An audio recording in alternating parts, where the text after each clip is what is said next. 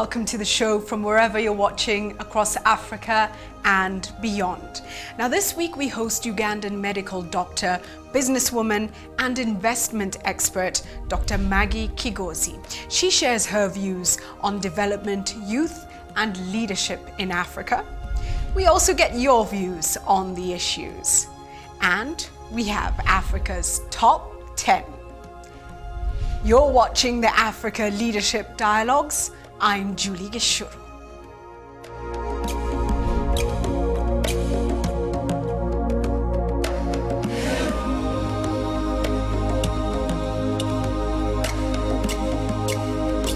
Dr. Maggie Kigozi is a Ugandan investment expert and businesswoman who currently also serves as a consultant to the United Nations Industrial Development Organization. Also a medical doctor, business consultant and university chancellor and sportswoman as well, she's played a critical role in enhancing the business prospects within Uganda and formerly served as the executive director of the Uganda Investment Authority from 1999 until 2011. And before this, she was a board member of the Uganda Manufacturers Association. Let's get her insights into Africa, business, development, the youth, and leadership.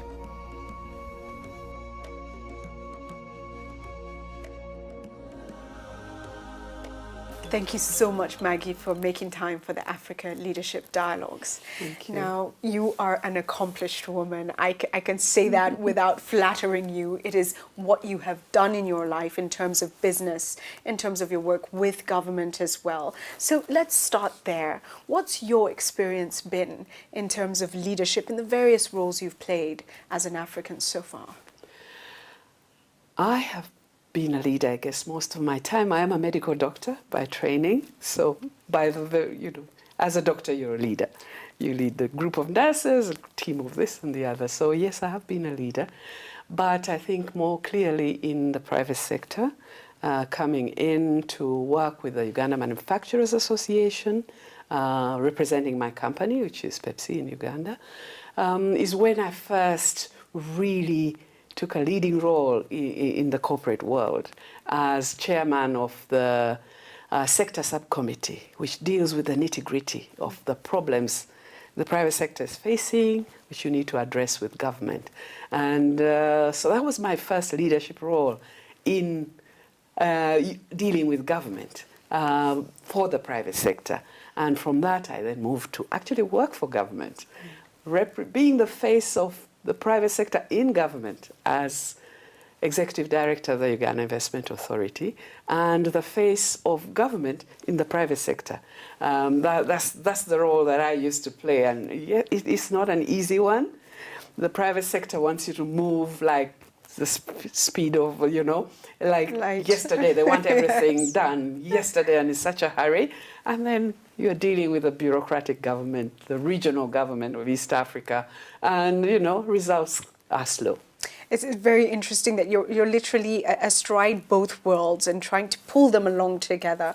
What were the greatest challenges that you faced? The biggest challenges, they are the challenges to the private sector, first of all. Mm-hmm. These were invariably infrastructure. It's such a bottleneck. Uganda really has everything to be a manufacturing hub, except infrastructure. We have the resources, we have the people, we have the markets all around us. What we do not have is the energy when we need it, cost effective. And it should be there all the time. What we don't have is the efficient railway. Take my products to market and to bring in my raw materials. The ports are a disaster. Even the border points, where the revenue authorities on both sides of the border are so slow. Our trucks spend days and days at borders. So yes, infrastructure, the railways, we need a railway that's fast, that's efficient. Our goods should not be delayed. Mm-hmm. Why should it take so long for my raw materials? Or railways uprooted, as has happened in the past. Yeah, exactly. ours are still being uprooted because we have routes to the west, Kasese, and routes to Gulu, which haven't been working for a while. And yes, you know, they are being uprooted even today and used for the steel manufacturing industry. So we'll come back to the challenges with respect to government, but first let's continue on this tangent, which is critical because of the focus now on infrastructure that we're seeing across Africa in many parts, but specifically with respect to East Africa, we've got the roads that are being worked on, we've got the railway. I think we've been working with a railway that's way over 100, in fact about 120 or 100 years old, and now finally we're going to standard gauge. Yes. There's also this effort to ensure that the ports are more efficient. So does this represent for you real change, and what opportunities does it present? If it is implemented, yes. We've always heard talking has been done. Talking has been done. As someone who was in government, I think I did quite a bit of the talking myself. We want to see implementation now. The ideas are brilliant. Having an efficient Mombasa port, well, business, the whole region, Congo, Southern Sudan, that would be incredible for Rwanda, for Burundi. So, yes, the ideas are very, very good. We will watch this space. What we want to see is, yes, the standard gauge railway actually running. And this time we seem hopeful because they've gone one step beyond. They found the investor. These things are very, very expensive. Having, the standard gauge railway, for example. But this time we see the Chinese are interested in funding it. So that has been the challenge. And if they can go ahead and do that, wow, it will make doing business so much easier in the region, make us so attractive to both domestic and foreign investment. Right. So just do it. That's the message. Just get it done. Get it done. Don't talk about it so much. It's great that they're talking about it. It's great that it's top of everyone's mind. You have a new president in Kenya, and this is what he has on his mind, and that's great. So we await implementation, and as private sector, we can only say we will deliver in that. We will create jobs, the jobs that our youth so much need. The manufacturing sector is the biggest sector that will create jobs, and it is so dependent on infrastructure. It hasn't been happening in Uganda simply because the infrastructure has been bad. Coming back to the issue of government, bottlenecks in government, or the challenges that you faced in government, what were those? In government, we have a problem with bureaucracy. We have been slow. We have a problem, like even licensing. According to the World Bank surveys, we don't do very well as Uganda, and Rwanda does much better, but we could all do better. So there are still bottlenecks. It is still difficult to start a business. But we've also moved a long way. I know I say that, but knowing where we came from is so much easier now, and that's why we're actually attracting much more investment. But it just requires a few steps: computerization of the various registries, the various databases, building the capacity of the people to use those, to provide services more efficiently, stopping wanting those little payments. What happens, why it's so difficult in government is you need to go and get your license somewhere and then pay in the bank and then get a receipt. Forget the payments. You don't need the payments. Allow us to work and we will pay in a different way. You will collect your taxes. So let's talk about, we have this thing called facilitation fee in many of our countries. And the whole talk of levels of corruption. What are your thoughts on corruption in Africa, and just how serious is the situation? It is actually serious. It is serious, and it does affect service provision quite considerably. Where does the private sector, and unfortunately it's a two-way thing. I cannot say it's corruption just in government. It takes two. It takes two to tango, and that's what it is all about. So yes, there are areas where government is needed in order to take the next step in any business. And yes, you do find bureaucratic officials, corrupt officials hampering, and they actually often stop investments. People just walk away. They've had enough. They've tried. They had the best intentions. Yes. And they give up. They give up. What needs to be done, Maggie, to address this? Well, one of the things that we have done over the years is have these one-stop shops for investors. And so like the Uganda Investment Authority, the Kenya Investment Authority, they try to be, to be the face that meets with the investors, that's not corrupt, that can get you the licenses very fast. And that helps. That's why we are where we are now and not where we were a few years ago.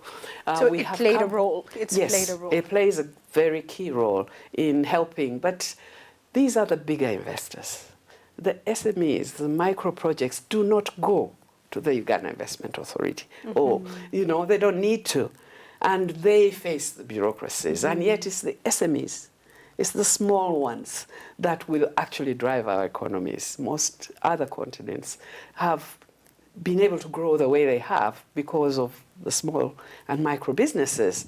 Now, we are not supporting them enough. We are not making it easy enough for them to actually go ahead and do business. The small companies, therefore, that keep literally the heart of our nations in Africa pumping, yes. Struggling with the burden then of corruption, don't have this institution out, almost created to deal with a problem instead of actually directly handling the problem. Exactly. Do you think in terms of mindset we can overcome the need to selfishly benefit, whether it's public officials or private companies? Do you think we can change our mindset?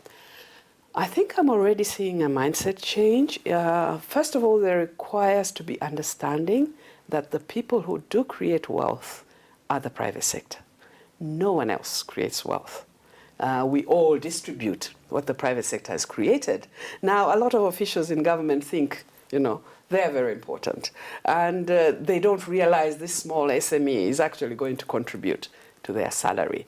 So we're seeing a slight change there in that they're beginning to recognize the role of the private sector. They listen to there's better dialogue. There's better, facilitation.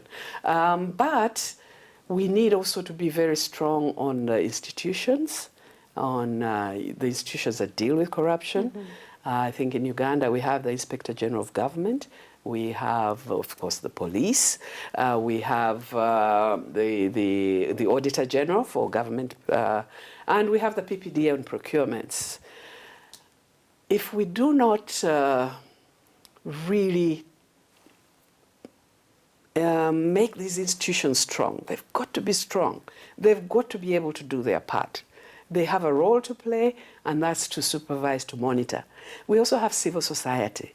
They as well have a role to advise government and to supervise and monitor government. So if each one of those did their roles, and government itself appeared really determined to deal with this issue, I think a lot of it could be reduced.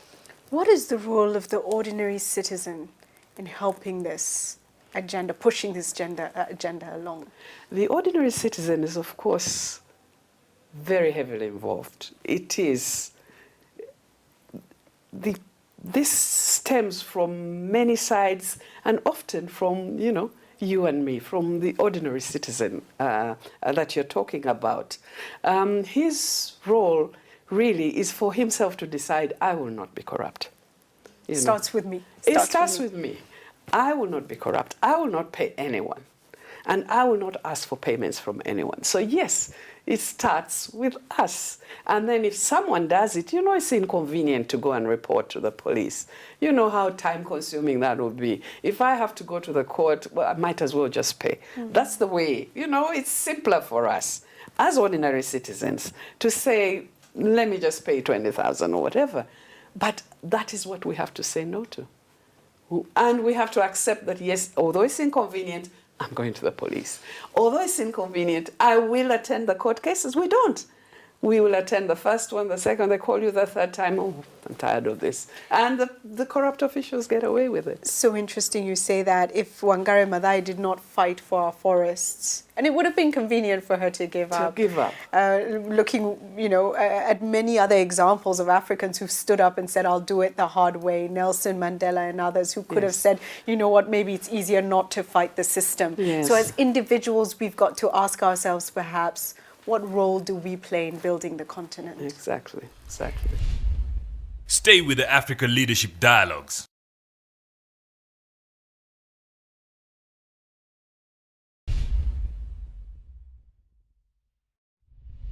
Let's talk about your experience now, and it's so interesting. You're still in the private sector, playing a role, but also growing food.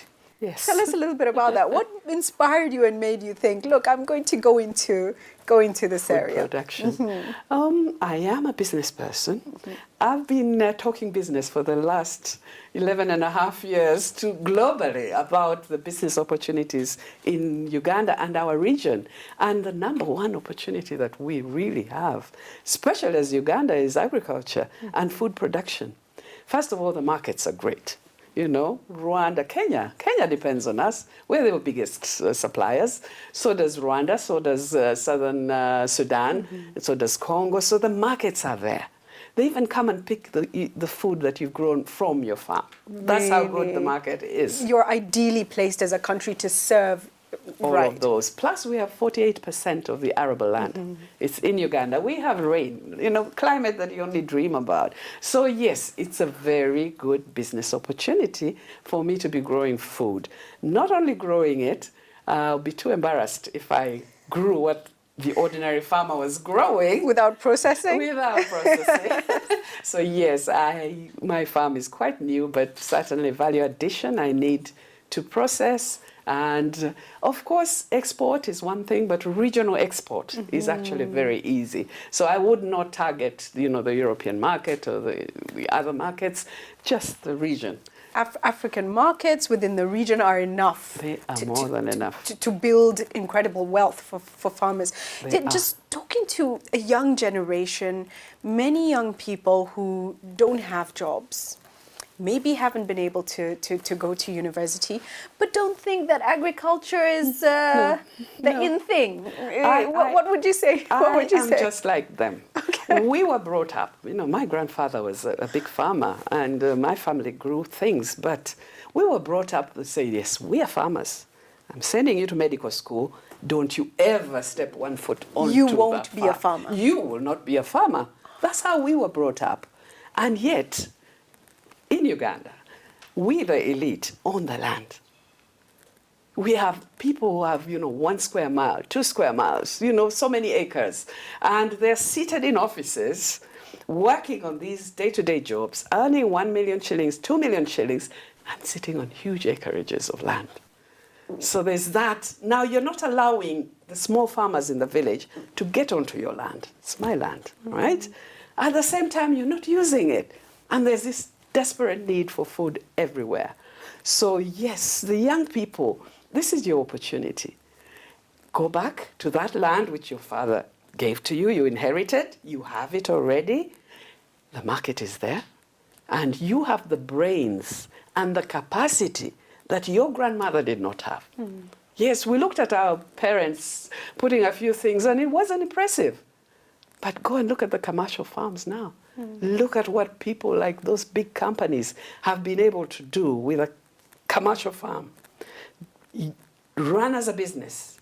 And it's incredible. So yes, young people, farming is the way forward. And you can do, agriculture is a whole value chain. You don't have to be the one, if you do not have the land, you don't have to be the one on the land, tilling the land. There's so many processes. You could process, agro-processing. You could be the exporter. You could be the trader. There's so many links within. You could supply certain items, the packaging material, the transport, the equipment. It's endless, actually. It's endless. The opportunities in agriculture are endless. That's very powerful. And quite staggering that actually we told ourselves that there were other things better than farming. Yes. And yet farming is actually the foundation of society. Exactly. It's fascinating. Thank you for that. Let's talk about women in Africa. And in terms of leadership, still a struggle to see enough women in political positions, particularly elected positions. And, you know, kudos to Rwanda, which actually across the globe is excelling in terms of the number of women in office. Mm-hmm. But what are your thoughts on what we need to do to start to change this equation? First and foremost is the sisterhood, that I call the sisterhood. Are you pulling one another up? As women, often we don't do that. We don't vote for our fellow women. Mm. We do not, look for opportunities for them. We do not give them jobs in our companies. And I am happy to report that that's changing. So the sisterhood is beginning to work. Julie, if I can employ you to do what I want, and you're competing against a number of men, I would give you the job. Mm. Yes, so we need to begin to think that way. Not because the women are inferior, because I think the women are equally good.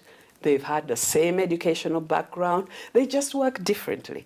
We need understanding that the way we work as women, you know, we're not shouting and screaming at anyone. We are not bossing people around, but we are doing it in our way. We are mothers. We are nurturers. We're treating our workers as part of the family. Mm-hmm. But that's the way we work. Some people think that's weakness, but no, that's women. That's how we work.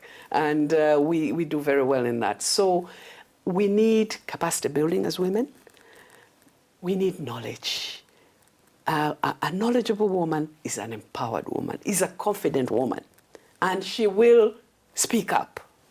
The minute she does not know, that's our problem. We'll sit quietly and let opportunities pass us by. Because you're unsure. Whereas men are quite confident, even when they're unsure, to try, say something. But as women, they need information, they need knowledge, capacity building, they need mentoring. Mm-hmm. Mentoring. And the world is, the world is now open for us. And sometimes it's us that do not take up those opportunities because we lack the confidence. So right now, I know historically the patriarchal system that we used to have, now the men love their daughters. Yes. They want every opportunity for their daughters, maybe not their wives, but for their daughters. They better be loving their wives too. Not if she's going to be his CEO, that's another matter. Well, in fact, I wanted to come to that, and that's very interesting. We do have a new breed of man, yes, who appreciates and loves an empowered woman, yes, who empowers his daughter and wants the best for her, and that's an amazing thing to see. Let's just talk for a minute. You've just mentioned a hissy woman, so I have to touch on this because there's a feeling both among men and I've heard it voiced among women that sometimes when women come into power, they adopt the mannerisms of men and they become highly aggressive. Yes. And some people don't necessarily agree with that. What are your thoughts on that issue? Is it an issue at all, or is it just different styles of leadership? I think it's different styles of leadership. Even the men, they're those that are very quiet and polite. Sensitive men, great men those. And they're the other type. But I think we forgive the men more for being that type than we do forgive our fellow sisters. So again, the sisterhood. Try and understand that as a CEO, maybe she's under a huge amount of pressure. Company's not doing well, the workers need payments, so she could be, and there could be a reason why she is behaving, there's the diva syndrome where, somebody like Beyonce goes around screaming at everyone, well, why not? She's great. Why shouldn't she scream at them? You don't mind when it's the men that scream at them, but when it's the ladies, it's a different matter. So I really believe it's our time. It is our time. And we need to grab it, and we need to help one another. Mm-hmm. I mean, we're older, I'm older. I'm trying to work with the young generation. Mm-hmm. Every opportunity I get, a role model, a mentor, a trainer, as long as it's to do with young women, that is what I do. Entrepreneurship, leadership, as my, my focus. My CSR focus. Yes. You've I know one of your sons is a highly successful musician in That's East right. Africa. He Yes. does very well, and congratulations on that. Thank you. And so you have young men you're mentoring too. Yes. So what message do you have for young African men? To the young African man, life has changed and you'd better deal with it. You are not going to be able to do what your father was able to do. As far as your wife is concerned, your daughter is concerned, it's different. The world is different, it's so much better. You know, you have now empowered women. You don't have to go out to the bar to find someone to talk to intelligently. You can talk to your wife and have a real discussion about what the men think are important issues. Of course, other issues are important too. But yeah, you can have a political discussion. You can discuss football with your wife. And that's going to be really nice for them. So I think if they're still hoping that they'll have wives they can, they can, I don't know, boss around, even kick around, even beat around, that is history. That's not going to happen anymore. We are training our young girls. We are enlightening them, and they will not stand such nonsense. It's a different Africa. It is a different Africa. We're sitting in Malawi, where we have, of course, an African female president, Her Excellency Joyce Banda. Do you think we're going to see many more in the years to come? Absolutely, absolutely. I think we now have 2 out of the 9 total as Africa. And remember, Asia, where one would expect not to see, and the Middle East, Israel, well, not to see so many female presidents. They had them even before us. So it is happening, and I think we're going to see more of that. We have women in politics. They are standing up. They are being noticed. The challenge again they need followers. They need followers. If they could get 52% of us behind them, at least the women, they would actually win. But we don't always support our own for various reasons. I want a good president, so I wouldn't support anybody just because of gender. But, if she's really good, can we don't shy away from it? Yes. If she's good, yes. And affirmative action. We need more affirmative action. It has worked where it has been given. With Parliament 30%, even Kenya caught up. East Africa has been way ahead of Kenya. But the legislation came in this year. We're great in Kenya as well. So we need to legislate. Private sector. Do we have women on boards? I serve on a number of boards. I promise you, I'm the only woman. Very few, yes. I'm the only woman on many boards. Wow. Can we legislate? We will have to legislate. Affirmative action works. Right now, some governments are doing better than private sector. Not some. All governments. All Because governments. Of that legislation. All governments are doing better than private sector. Private sector's got to look at this. They keep on saying we can't find the women. And that's probably true. Women, we need to stand up and be seen and be recognized. That's the confidence that we actually still lack. We are well educated, yes, you have your masters and you have your experience, but are you talking about it? Is Julie featuring you? Are you out there are you on people's minds? And the answer truly is no, not yet. Women must learn to be front and center. Exactly. Right. Exactly. Finally, Maggie, please look into the camera and give your message to Africans. What are your hopes and aspirations for Africa in the years to come, and what role do we play as Africans to get there? Africa is, of course, my continent. I have been promoting it. I'm happy. We are now the fastest growing continent in the world. And it took time to get there. We actually know what we need to do to retain that position and grow even faster. We need to do that. So as Africa, what I would ask from you is the infrastructure. Let us enable business within the region. Let me send my milk in Uganda, which I have too much of, to Nigeria, who need milk. How I get there at the moment? Challenging. that it's not very far away. So infrastructure, absolutely key. The railway, the roads, the airlines are working, I'm happy to report. To the ordinary people, let us stand up. Let us stand with pride. It is our continent. Let's begin to be proud of it. Let's be proud of our countries. I see so much negativity. I promoted investment for 12 years. So I would talk about a beautiful country, which is what I know, a beautiful continent. And somebody in the audience from Africa would actually rubbish everything I had said. And yet, you know, we really have so much.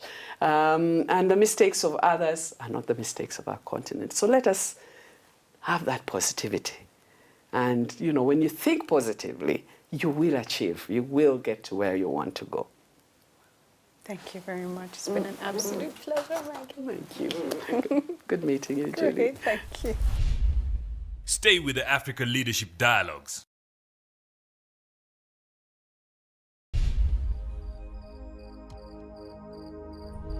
That was Dr. Maggie Kigozi sharing her views on the issues with us.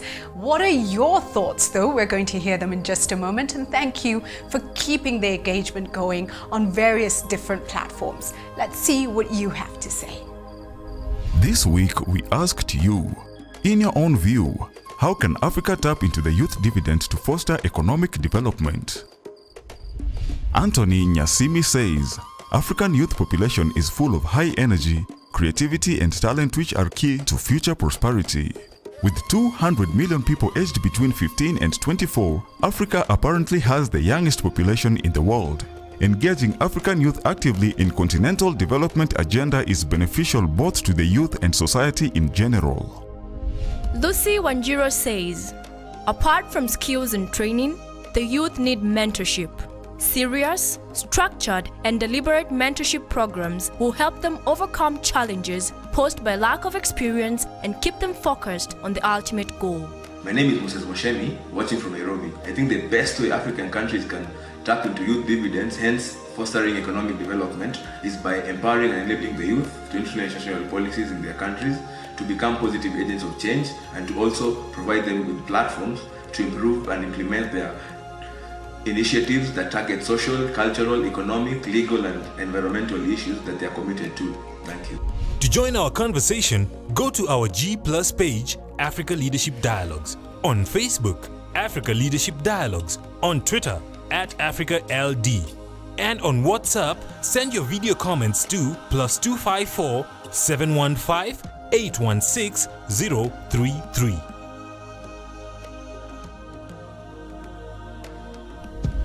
And now, Africa's Top 10. On Africa's Top 10 this week, we focus on the top trends driving business development in Africa. At number 10 is social media and an increase in transparency, which has forced political institutions to be more accountable in undertakings and service delivery. At number 9 is the real estate sector, which is currently thriving across many parts of the continent. Africa hosts numerous international organizations. This has contributed to increased investment in real estate, from housing and hotels to office parks and commercial buildings. Delivery of healthcare services comes in at number 8. A number of African governments have prioritized provision of quality healthcare. Not only are the improvements seen in major public hospitals, but also the rise of the middle class has necessitated investments in private hospitals. Due to technology, some countries also have mobile clinics that make it easy to access healthcare in remote areas. Positioned at number 7 is the rise of the African consumer. Africa has seen unprecedented growth in the middle class, and this has led to increased demand for quality goods and services. Taking the number 6 slot is the demand for African content, from movies and music to software and digital services. In particular, the music and film industry in Africa has grown exponentially. At number 5 is the Brazil-Africa collaboration in the energy sector. In the year 2011, the government of Brazil and the African Development Bank Group signed an agreement. This was to establish a trust fund with an untied grant of $6 million to facilitate the sharing of development knowledge, expertise and appropriate technologies across agriculture, private sector development, clean energy and environment. Taking the number 4 position is a Chinese investment in African infrastructure. China Development Bank has invested at least $2.4 billion in African infrastructure and commercial projects. The fund has already financed mineral resource extraction, machinery manufacturing, power generation, agriculture and infrastructure projects in more than 30 African countries. The expansion of mobile telecommunications comes in at number 3. This has been touted as one of the great investment opportunities on the African continent. Those who capitalized on this have generally enjoyed a great return on investment. In the year 2000, Africa had 17 million mobile connections, a penetration rate of approximately 2%. Last year, this had grown to 642 million mobile connections, or a penetration of 65%. At number 2 is the development of agribusiness in Africa. A new World Bank report indicates that African farmers and agribusiness could create a $1 trillion food market by 2030. This is if aided by access to more capital, electricity, better technology and irrigated land to grow high-value nutritious foods. Already, strides are being made in terms of innovation in agriculture. And at number 1 this week is regional integration. African countries are increasingly recognizing that collaborative actions and regional approaches are critical in achieving development goals.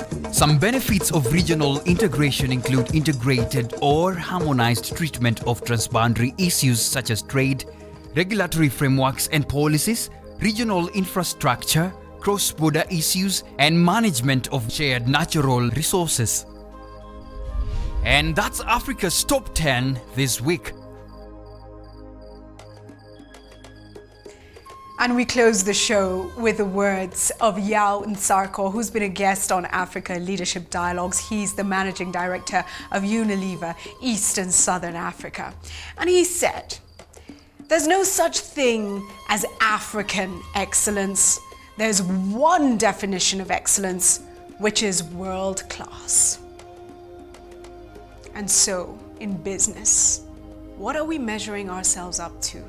The world definition of excellence or our own definition of what African excellence is? And how do we start to change our perspectives to aim for the absolute best? I leave you with that thought. See you again next week. Blessings to you and blessings to Africa.